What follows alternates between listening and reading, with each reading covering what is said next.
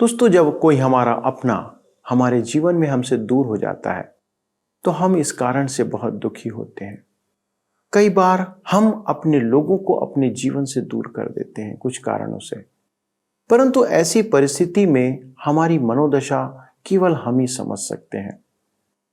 क्या आप जानना चाहते हैं कि जब हम परमेश्वर से दूर हो जाते हैं तो हमारी मनोदशा कैसी हो सकती है और परमेश्वर की मनोदशा कैसी होती है? जानने के लिए कि इस विषय में बाइबल क्या कहती है, हमारे साथ इस अध्ययन में शामिल हो जाइए।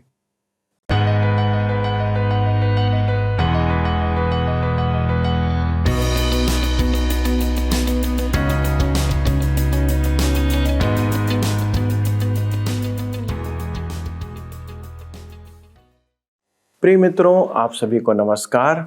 सत्यवचन कार्यक्रम में मैं आपका स्वागत करता हूं और आशा करता हूं कि आप सभी इस बाइबल अध्ययन में हमारे साथ शामिल होकर परमेश्वर की शिक्षाओं को सीख रहे हैं। मित्रों, आपसे निवेदन है कि हमारे कार्यक्रम के बारे में आप अपने मित्रों को, रिश्तेदारों को भी बताएं और उन्हें भी प्रोत्साहित करें कि वे इस कार्यक्रम को अवश्य देखें। जैसे कि आपको विदित है कि हम इस समय श्रेष्ठ गीत नामक पुस्तक का अध्ययन कर रहे हैं, जिसे हम परमेश्वर के प्रेम, प्रभु यीशु मसीह का कलीसिया के प्रति प्रेम पर मनन कर रहे हैं। दोस्तों, क्या आपने कभी यह विचार किया कि किस तरह हम संसार के कामों में पड़कर अपने उस प्रेम को जो हम प्रभु यीशु से करते हैं उससे दूर हो गए हैं? हमारे लिए प्रभु यीशु दूसरे दर्जे पर आ गया है। पहले हमारा परिवार, हमारे बच्चे, फिर प्रभु यीशु को हमें स्थान हम देते हैं। बच्चे जब थोड़े बड़े हो जाते हैं तब उनके काम, उनकी पढ़ाई लिखाई के बाद यीशु का स्थान आता है। बच्चों की शादी हो गई तो उसके बच्चे और उसके बाद प्रभु यीशु। दोस्तों, कई बार हम यह भी देखते हैं कि कलीसिया या चर्च में जाने से पहले घर का काम आता है, फिर कोई और काम, और इसके बाद हम परमेश्वर को समय देते हैं। और कई बार हम अपनी कलीसिया में जाने में चूक जाते हैं तो भी हमें कोई फर्क नहीं पड़ता है। दोस्तों, इस संसार में हमारे दिन मात्र 4 हैं, परंतु हम इसे इतने व्यस्त हो जाते हैं कि जहां हमें अनंत के लिए जीवन जीना चाहिए, हम उस जीवन की कोई तैयारी नहीं करते। एक रविवार का दिन है जिसमें हम 2-3 घंटे का समय भी परमेश्वर की आराधना के लिए नहीं देते हैं, जब यीशु आपका इंतजार कर रहे होते हैं। और जब आप वहां जाएंगे तब वो समय सिर्फ परमेश्वर के लिए होना चाहिए। आप उसके साथ समय व्यतीत करने पाएंगे। पर क्या यह आपके लिए संभव है दोस्तों? क्या हम अपना सिर्फ एक दिन, कुछ घंटे प्रभु के लिए नहीं दे सकते? तो आइए दोस्तों, आज का अध्ययन आरंभ करें और देखें कि जब दुल्हन अपने दूल्हे से छूट जाती है या दूर हो जाती है तब क्या होता है, अर्थात कलीसिया मसीह यीशु से दूर हो जाती है तब क्या होता है। प्रिय मित्रों, आइए आज हम अपने अध्ययन में आगे बढ़ें और हम देखेंगे श्रेष्ठ गीत की पुस्तक से 5 अध्याय उसके 6 पद से आगे। यहां पर हम देखते हैं प्रिय की दुखद खोज में। अब हम 5वां गीत देखेंगे जिसमें सुलेमान एप्रेम के पर्वतीय प्रदेश से एक सुनेमवासी लड़की को अपने यरूशलेम के राजमहल में लाता है। इन गीतों में वधू व्यक्त करती है कि वह वहां हर एक बात से अत्यधिक प्रभावित है, राजमहल से, सिंहासन से, राजा की मेज से। इस गीत में वह राजा की आराधना और सराहना करती है। जब वह उसे बिस्तर से निकाल कर ले जाना चाहता था कि उसके साथ भेड़ों की निगरानी करने जाए, तो वह बिस्तर त्यागने को तैयार नहीं थी। अंत में जब वह द्वार पर पहुंची तो वह जा चुका था। उसने द्वार खोलकर उसे पुकारा और उसकी खोज में निकल पड़ी। अब हम देखते हैं श्रेष्ठ गीत 5 अध्याय उसके 6 पद में लिखा है, मैंने अपने प्रेमी के लिए द्वार तो खोला, परंतु मेरा प्रेमी मुड़कर चला गया था। जब वह बोल रहा था तब मेरा प्राण घबरा गया था।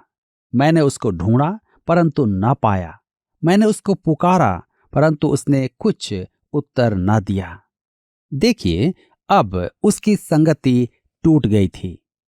मेरे विचार में अनेक विश्वासी दो में से एक काम करते हैं। उन्होंने जीवन में उपस्थित पाप के कारण आत्मा को दुखी किया है या आज्ञा ना मानकर आत्मा बुझा दी है। इसका परिणाम होता है कि हम उसकी संगति से वंचित हो रहे हैं, अर्थात वंचित हो जाते हैं और हमारा आनंद समाप्त हो जाता है। इसका अर्थ यह नहीं कि हम उद्धार से वंचित हो जाते हैं। इसका अर्थ यह न निकालें कि पवित्र आत्मा हमें छोड़कर चला गया है। वह तो अब भी विश्वासी में अंतर्वास करता है। हम उसे दुख दे सकते हैं, लेकिन दुख देकर उसे निकाल नहीं सकते, परंतु हम निश्चय ही उसकी संगति से वंचित हो जाते हैं और अनेक विश्वासी आज इस दशा में हैं।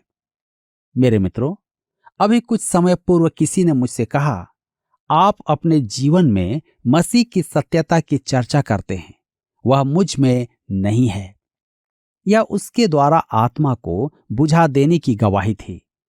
वह परमेश्वर की इच्छा से बाहर था। मैं उसे बहुत अच्छी तरह जानता था और वह परमेश्वर की इच्छा की अपेक्षा अपनी इच्छा पूरी कर रहा था। मनुष्य परमेश्वर की इच्छा पूरी करने का स्वांग रच सकता है। यदि उसमें प्रभु का आनंद नहीं है तो वह वास्तव में अपनी इच्छा पूरी कर रहा है। यहां वधु संगति से वंचित है। मैं आपको बताना चाहता हूं कि यदि आप प्रभु के लिए कुछ नहीं कर रहे हैं तो आपका उद्धार तो बना रहेगा, परंतु आप उसकी मनभावन संगति से वंचित रहेंगे। श्रेष्ठ गीत 5 उसके 7 पद में लिखा है, पहरेदार जो नगर में घूमते थे मुझे मिले, उन्होंने मुझे मारा और घायल किया। शहर पनाह के पहरुओं ने मेरी चद्दर मुझसे छीन ली। क्या आपने कभी समझने का प्रयास किया है कि यदि हम अपने आप ही निकल पड़े तो हम कितने असमर्थ और बलहीन हो जाते हैं। हम में जोश भरा हो सकता है, परंतु जोश परमेश्वर की संगति का स्थान नहीं ले सकता है। आज घर घर जाने और मनुष्य में प्रभु की चर्चा करने का बहुत जोश है। कुछ के लिए ऐसा करना उचित है, परंतु अन्यों के लिए नहीं। मेरा एक मित्र है जो अक्सर मुझे देखकर सदा हॉकी खेलने का आग्रह करता था। मैं उसके साथ खेलने का पूरा आनंद लेता हूं। मैंने पाया कि उसमें प्रभु के लिए असीम जोश है, परंतु उसमें वचन सुनाने का तरीका नहीं है। मैंने उसके स्वभाव में देखा है कि वह किसी को भी आसानी से क्रोध दिला सकता है और कहता है, आज निश्चय ही सुसमाचार का बहुत विरोध है। मैं उसे कहते हुए चूकता नहीं कि विरोध इतना नहीं है जितना हम सोचते हैं। विरोध हमारे सुसमाचार प्रस्तुतिकरण पर भी निर्भर करता है। मैंने उसका ध्यान यीशु की युक्ति की ओर आकर्षित करवाया कि उसने कुएं पर सामरी स्त्री को कैसे गवाही दी थी। वह स्त्री उन अत्यधिक कठिन मनुष्यों में से थी जिनसे यीशु ने भेंट किया था। क्या आपने कभी ध्यान दिया कि यीशु ने किस प्रकार उससे वार्तालाप आरंभ किया था? वह सीधा उसके गले में शुभ संदेश उंडेलने नहीं लगा था। उसने पहले तो उससे पानी मांगा। उसने मांगने का दीन स्थान अपनाया, फिर बड़े शिष्टाचार के साथ कहा, यदि तू मुझसे मांगती तो मैं जीवन का जल तुझे देता। उसने उसे जीवन का जल दिया, परंतु उसके मांगने के बाद। मेरे मित्रों, सावधान रहें। हम सीधा सीधा लोगों के मुंह में सुसमाचार उंडेल देते हैं, जबकि हमारा जीवन देखकर उनमें भूख जागृत होनी चाहिए। तब ही वे यीशु के बारे में जानना चाहेंगे।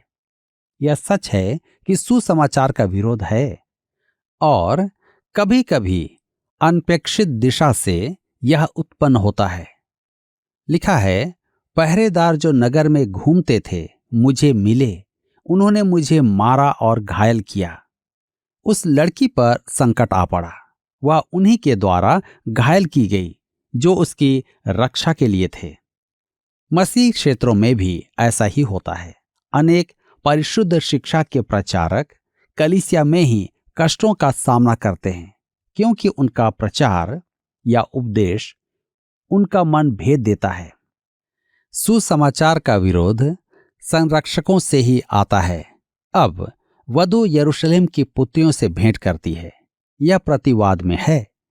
वधु कहती है, श्रेष्ठ गीत 5 उसके 8 पद में, हे यरूशलेम की पुत्रियों, मैं तुमको शपथ धरा कर कहती हूं, यदि मेरा प्रेमी तुमको मिल जाए तो उससे कह देना कि मैं प्रेम में रोगी हूं। ध्यान दीजिए, यदि मेरा प्रेमी तुमको मिल जाए तो उससे कह देना कि मैं प्रेम में रोगी हूं। उसका मन दुखी है और उसका संपूर्ण व्यक्तित्व वर के लिए ललक रहा है। बगीचे की सुगंध समाप्त हो गई है और गंधरस तथा लोबान अब उसके किसी काम के नहीं। फूलों की सुंदरता सूख गई है। तब हम आगे देखते हैं यरूशलेम की पुत्रियों का उत्तर।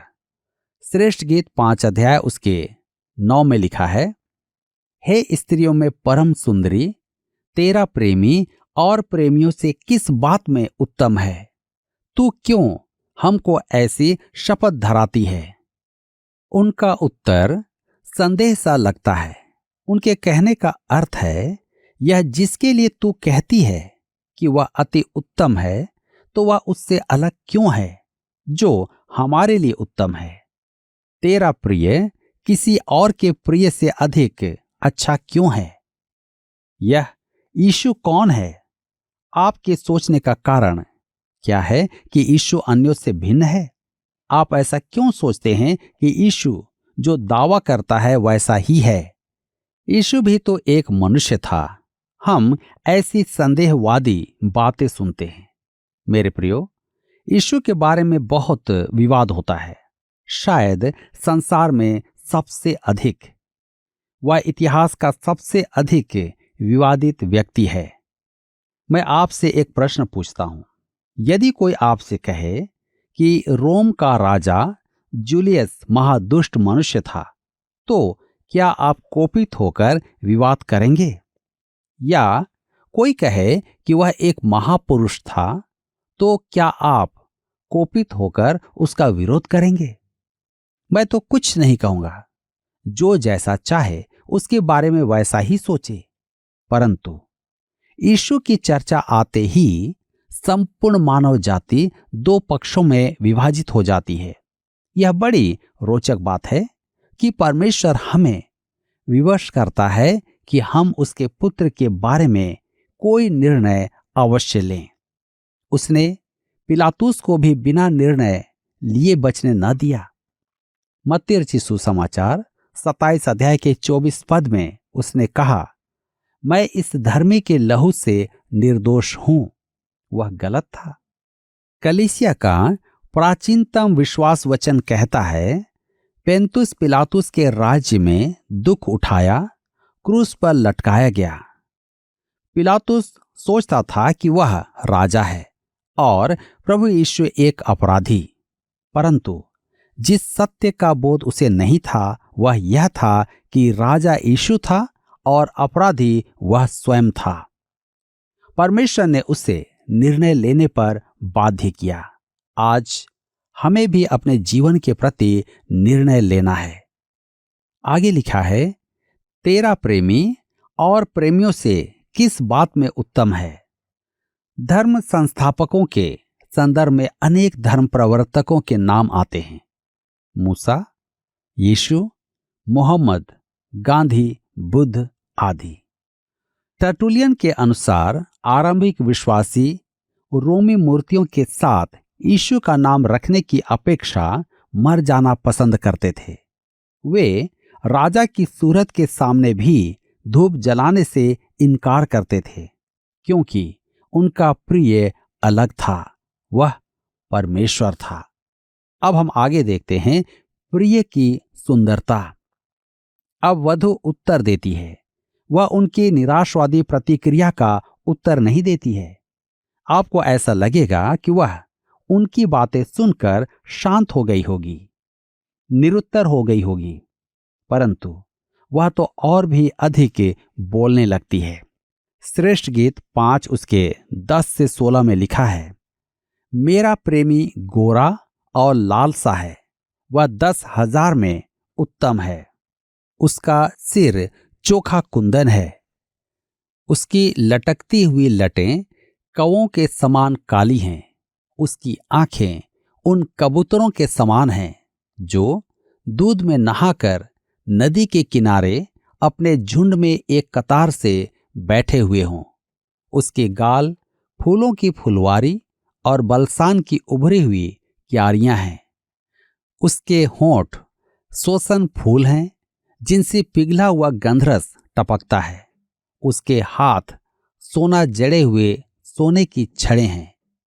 उसका शरीर नीलम के फूलों से जड़े हुए हाथी दांत का काम है।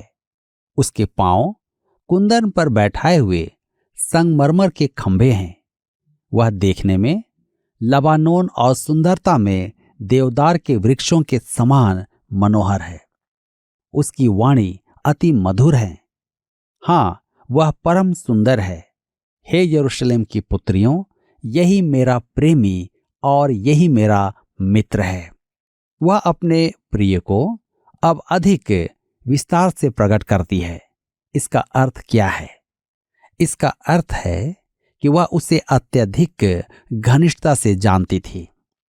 मेरे मित्रों, यदि आप प्रभु यीशु के पक्ष में कुछ कहते हैं या गवाही देते हैं तो आवश्यक है कि आप उसे जानें, वरन इतना अधिक जानें कि उसके पक्ष में अधिक से अधिक विवाद कर पाएं। मेरे कहने का अर्थ है शब्दों का प्रयोग नहीं, परंतु जोश, उत्साह, प्रेम और भावनाओं के साथ उसके व्यक्तित्व की चर्चा करें। हमें उसे जानना ही नहीं है, उससे प्रेम करना है। यहां हमें यही चुनौती दी गई है। वधू उसे जानती थी, उससे प्रेम करती थी। वह कहती है कि उसका प्रिय 10,000 में उत्तम है। यीशु पर अनेकों ने लेख लिखे हैं। वह अपने मनुष्यत्व में भी अत्यधिक आकर्षक हैं।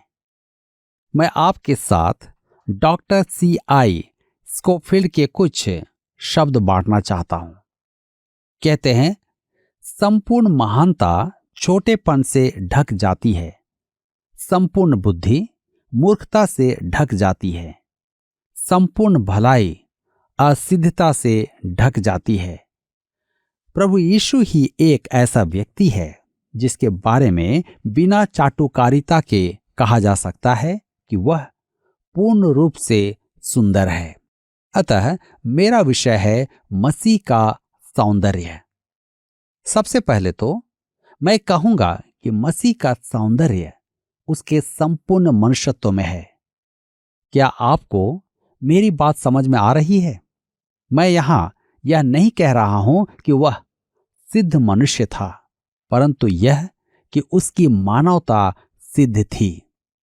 हर बात में हमारे पाप और दुष्ट स्वभाव के अतिरिक्त वह हमारे समान था। जी हां, वह डील डौल और अनुग्रह में बढ़ता गया था। उसने परिश्रम किया, वह रोया, उसने प्रार्थना की, वह प्रेम करता था। वह हमारी तरह परखा गया, पाप के द्वारा भी। थोमा के साथ हम उसे प्रभु एवं परमेश्वर कहते हैं। हम उसे सराहते हैं, उसे श्रद्धा अर्पित करते हैं। परंतु मेरे मित्रों, उसके जैसा अन्य कोई नहीं जो हमारे साथ घनिष्ठ संबंध बनाए और हमारे मानवीय मन के अत्यधिक निकट आ जाए। संसार में ऐसा अन्य कोई नहीं जिसका भय हमारे मन में ऐसा कम हो। वह हमारी 20वीं शताब्दी के जीवन में भी इतनी आसानी से घुल मिल जाता है जैसे वह इसी सड़क पर रहता है। वह प्राचीनों में से एक नहीं है। वह कैसा सच्चा और पूर्ण मनुष्य है। मार्था उसे झिड़कती है। यूहन्ना ने उसे मुर्दे जिलाते, आंधी थमाते और पर्वत पर मूसा और एलिय्याह के साथ बात करते देखा, परंतु उसकी छाती पर सिर रखने से नहीं चुका। पतरस उसे पांव नहीं धोने दे रहा था, परंतु फिर पूरा स्नान करने को तैयार हो गया। वे एक ही सांस में उससे प्रश्न पूछते, उसे झिड़कते, उसे पावन कहते, उसकी सराहना करते। वह उन्हें उनके पहले नाम लेकर पुकारता और कहता, मत डरो, और उन्हें अपने प्रेम का आश्वासन दिलाता।